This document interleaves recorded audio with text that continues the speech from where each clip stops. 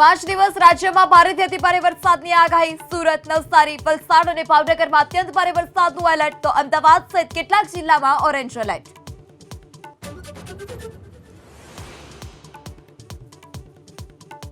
છેલ્લા 8 કલાકમાં રાજ્યના 153 તાલુકામાં વરસાદ. વિજાપુર અને ઉમરપાડામાં 8 ઇંચ, તો કપડવંજ અને ધરમપુરમાં 5 ઇંચ વરસાદ. 30 તાલુકામાં 2 ઇંચથી વધુ વરસાદ.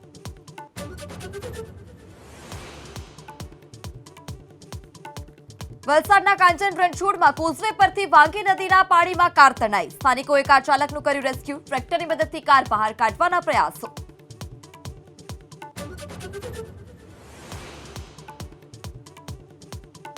પાટણમાં પદ્મનાથ 4 રસ્તા પાસે એસટી બસ પર વૃક્ષ ધરાશાયી. 12 મુસાફરોનો બચાવ. પાટણથી હારીજ જતી હતી બસ.